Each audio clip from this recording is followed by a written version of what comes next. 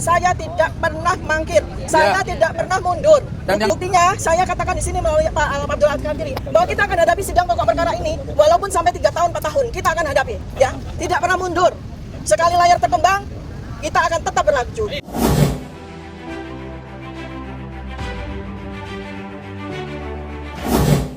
Oke, nunggu dulu yang lain.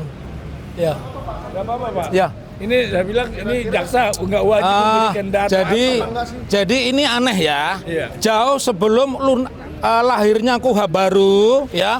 KUHP baru itu mengatur pasal 153 bahwa di dalam setiap tingkat pemeriksaan 1 hari setelah pemeriksaan wajib diberikan berita acara pemeriksaan. Iya. Nah, itu KUHP yang baru. Sebelum KUHP baru sudah ada putusan Mahkamah Konstitusi nomor berapa? Putusan 231 Romawi 23 2025 yang mengatakan bahwa berita acara pemeriksaan itu adalah hak terdakwa. Kenapa? Karena kaitannya dengan pasal 72 KUHP tentang fair trial, pembelaan yang terbebas dan merdeka. Jadi kalau tidak, tadi saya malu ya, karena saya juga ngajar jaksa, ngajar hakim, ngajar polisi, membimbing mereka skripsi. Kok ada berani jaksa di muka umum, di ruang terbuka, mengatakan saya tidak wajib. Kalau tidak wajib, ya ngapain kalian dakwa kami? Kebaikan hati. Ya kalau nggak wajib ngapain dakwa kami? Kan jadinya orang datang ke pengadilan jadi bingung dong kalau menyerahkan BAP. BAP itu bagian dari dokumen pemeriksaan. Kenapa harus diberikan? Karena dalam rangka due process of law, bahwa KUHP yang baru itu menganut asas due process of law. Boleh menetapkan tersangka, tetapi dengan cara-cara tidak melanggar hukum. Misalnya, buktinya tidak boleh diselundupkan, buktinya diperoleh dengan cara yang wajar, buktinya tidak boleh dipalsukan, buktinya diperoleh dengan cara yang benar. Jadi BAP itu hak. Jadi kalau ada hari ini saya mengatakan ada jaksa dari Kejaksaan Negeri Jakarta Selatan dan tadi udah ditegur hakim, malu saya, ya. Kalian sudah yang malu kita ya? Ya, bukan dia, malu kita dong. Mereka sudah diberi kedudukan jaksa. Bagaimana nasibnya Anda semua yang tidak ngerti hukum kalau mengatakan BAP tidak wajib diberikan? Berarti bisa semena. Berarti hari ini bisa didakwa mencuri, besoknya didakwa membunuh.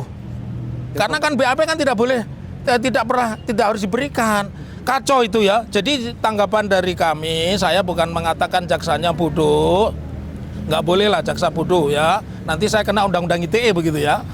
Tapi saya ingin mengatakan jaksanya pelajari lagi putusan Mahkamah Konstitusi nomor 231 garing Romawi 23 garing 2025. Baca lagi tentang pasal 153 KUHP baru. Di situ berbunyi, sehari setelah pemeriksaan, di dalam setiap tingkat pemeriksaan, apakah itu di polisi, di jaksa, maka wajib diberikan. Oleh karena itu tadi hakim mengkonstatir, dan saya meminta teman-teman nggak usah didebat pernyataan jaksa tentang wajib. Nanti jadinya debat kusir, telur sama ayam duluan mana. Nggak selesai-selesai ya. Dari saya cukup itu barangkali. Ya, oke.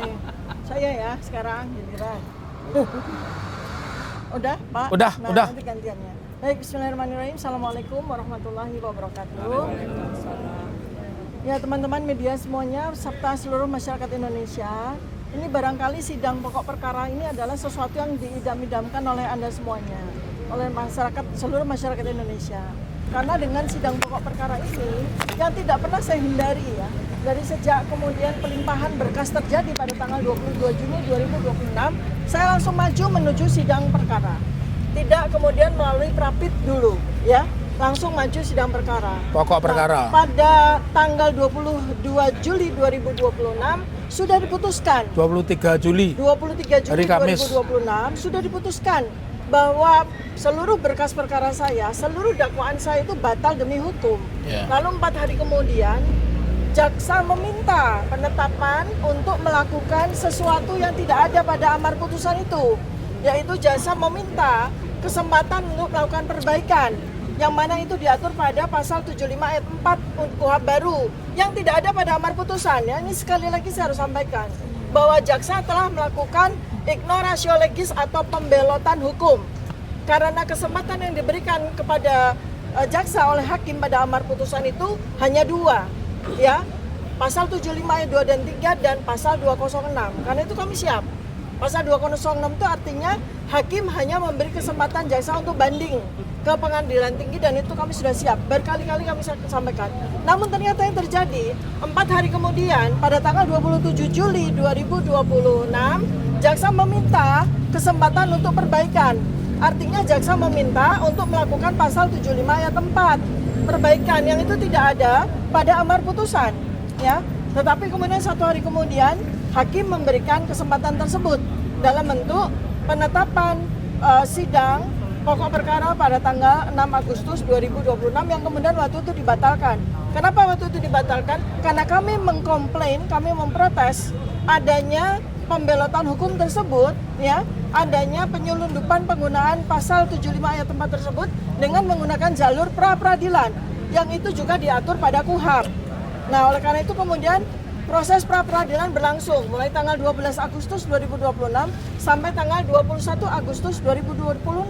Kemudian ternyata pada saat kami melaksanakan pra-peradilan ada sisipan dalam bentuk SEMA nomor 3 tahun 2026 yang diterbitkan tanggal 18 Agustus 2026. Terbitnya belakangan. Terbitnya belakangan. Padahal pada sidang pra-peradilan mulai 12 Agustus tidak ada SEMA itu. Nah, kemudian yang mengejutkan adalah bahwa pada tanggal 21 Agustus 2026 ketika keputusan atas pra-peradilan ini hakim tunggal di PN Jakarta Selatan itu memutus berdasarkan SEMA tersebut. Sama sekali tidak mengungkit konten atau substansi dari apa yang kami prapitkan. Artinya sebetulnya secara faktual kami menang pada prapit tersebut. Karena hakim tunggal itu memberikan keputusan dengan berlindung pada SEMA nomor 3 2026 yang baru terbit tanggal 18 Agustus 2026. Itu tidak bisa berlaku surut dan nggak ada pidana itu retroaktif itu nggak ada. Betul. Mundur. Dan secara hierarki SEMA itu tidak bisa mengalahkan KUHAP. Yeah. Bagaimana mungkin KUHAP, ya, yang merupakan sebuah produk tertinggi dari hukum, ya, itu bisa dikalahkan oleh surat edaran gitu loh, ya. Nah, inilah sebetulnya mendasari kami akan melakukan berbagai macam advokasi ya kepada lembaga-lembaga terkait yang memang kami wacanakan, ya. Kami belum eksekusi tetapi kami wacanakan untuk judicial review-kan ini ke MK. Kenapa? Karena supaya tidak terjadi lagi pada anak bangsa yang lain, ya. Namun anyhow hari ini terjadi. Ya, saya dengan patuh seperti yang selama ini saya lakukan, patuh dan taat hukum untuk mengikuti sidang pokok perkara. Dan kembali lagi ditetapkan sebagai terdakwa. Artinya saya menjadi orang bebas hanya selama 3 hari aja. Nggak apa-apa, oke, nggak masalah. Ada 1 kursi tersedia, saya duduk di situ. Dengan penuh keberanian, dengan penuh keikhlasan, dengan penuh kesabaran, semata-mata demi tegaknya hukum di Indonesia ini. Dan pada hari ini, saya hadir dan untuk seterusnya itu bukan hanya sebagai terdakwa, tetapi saya tetap memegang amanah saya sebagai seorang peneliti, sebagai seorang ilmuwan, sebagai seorang akademisi. Saya akan gunakan setiap sidang ini sebagai sebuah studi observasional, sebagai riset yang akan saya kaji, saya akan analisis, saya akan publikasikan. Supaya seluruh masyarakat Indonesia juga masyarakat internasional tahu bagaimana hukum, tata cara, prosesnya, prosedurnya itu ditegakkan. Nah, salah satu yang tadi diprotes yang sudah disampaikan oleh advokat kami, Bapak Dr. Muhammad Taufik, yaitu bahwa dan juga diprotes oleh koordinator kami, Pak Abdul Al-Katiri pada sidang tadi, bahwa sampai dengan hari ini, ketika sidang pokok perkara itu sudah jalan, kami belum menerima BAP secara penuh. Kami belum menerima hasil laboratorium forensik secara penuh. Kami bahkan belum menerima penjelasan atau keterangan BAP dari para ahli yang digunakan untuk membuat surat dakwaan ini. Jadi surat dakwaan ini ya, surat dakwaan ini dengan pasal 433, 434, 32, 35 itu menggunakan ahli, menggunakan hasil laboratorium forensik yang tidak ada di tangan kami. Padahal itu diatur sama KUHAP. Alhamdulillah tadi hakim menyetujui kami. Ketika tadi jaksa itu melakukan protes dengan melakukan penjelasan dengan cara yang sangat tidak bijak, sangat tidak bajik, sangat melanggar undang-undang. Dia mengatakan bahwa kami selama ini memberikan BAP itu kebaikan hati kami, tidak ada itu.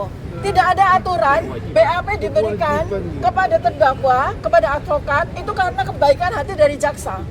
Bukan ngemis, itu kan ngemis itu. Ini bisa kita persoalkan ya, kalau memang kita mau. Karena Ya, itu tapi nggak usah deh. pembohongan publik ya.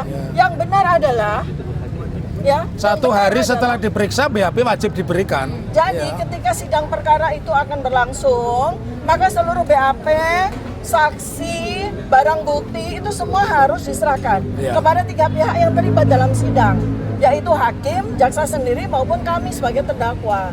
Tapi sampai dengan hari ini, sidang perkara, pokok perkara sudah berjalan, tidak seluruh BAP itu ada di kami, tidak seluruh dokumen itu ada di kami, padahal menjadi dasar dari mereka. Itu kan namanya penipuan.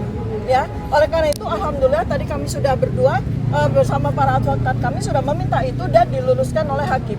Kita tunggu ya itikat dari jaksa, apakah mereka berniat memang menyembunyikan BAP yang sangat penting itu untuk menjerumuskan saya sebagai terdakwa. Ya, itu namanya penzoliman, itu namanya ketidakadilan yang luar biasa. Karena mengingat bahwa BAP tersebut, keterangan ahli tersebut, hasil laboratorium forensik itu digunakan untuk menetapkan pasal 35 dan 32 yang berlaku berlapis 8 tahun, 12 tahun, coba bayangkan. Nanti kita tolak kalau di dalam BAP yang kita terima nggak ada nama ahli ya kita tolak. Mereka nggak boleh memberikan keterangan ahli. Ya, Iya. oke ya. Jadi silakan dilanjutkan sama Pak Katir. Ya, terima kasih. Tadi semua udah melihat ya drama-drama yang dilakukan oleh JPU dari awal, ya kan? Bikin drama-drama dan sebagainya. Kami on the track, mereka on the trick. Ya, ini bedanya kami dengan mereka. On the trip, On the trick, kita on the track. Ya kan? on the track. Ya. On the Jadi track. tadi hakim sampai marah Ya. mengatakan bahwa ya harus diberikan tapi tetap aja bertahan. Bisa dikatakan ini contempt of court. Ini adalah pelecehan terhadap pengadilan. Karena titah hakim tidak diikutin. Dan ini sudah bukan pertama kali. Termasuk penggunaan pasal 75 kemarin ayat 4. Itu hakim tidak memerintahkan. Lah kalau hukum jalan begini mau jadi apa negara Indonesia ini? Satu. Kedua, putusan Prapit kemarin. Surat edaran itu berlaku untuk internal. Ya. Kenapa diletakkan di dalam konsideran putusan? Ini perlulah kita kaji ahli-ahli hukum di seluruh Indonesia ini. Itu surat edaran itu berlaku untuk hakim, untuk pengadilan. 2 hal kemarin tidak bicara substansi. Satu, katanya sudah dilimpahkan, maka Prapit itu dianggap bukan dibatal apa? Tidak diterima. Tidak diterima karena perkara pokoknya udah Pertanyaan masuk. saya, Roy Suryo pada waktu dia juga memprapit masalah penangkapan dan Penggeledahan, sebagainya penggeledahan. itu juga sudah dilimpahkan. Tetapi kenapa diputuskan menang? Berarti hakim melakukan standar ganda. Kenapa yang ini dibenarkan, ini disalahkan? Yang menarik, ada aturan di situ. Memang itu SEMA digunakan hanya untuk Butiva dan Roy, bukan untuk seluruh Indonesia. Ya, Itu seperti analisa faktanya. awal kan, nanti muncul SEMA Kenapa baru demikian? Yang poin 3 menggelikan menurut kami. Masa ada SEMA dari Mahkamah Agung, ya kan, suatu yang harus menghargai supremasi ini, itu bisa menyatakan silahkan kalian sidang, tapi kalian tidak akan dimenangkan. Ini kan aneh. Disuruh akan diperiksa, tapi bagaimana Mahkamah Agung yang seharusnya sebagai di tengah, tapi bahkan berpihak. Ini luar biasa. Jadi kami sudah sering menghadapi seperti ini dan kami tetap hadapi. Ya. Kami bukan lawyer kaleng-kaleng. Kami akan hadapi. Apapun juga. Ya.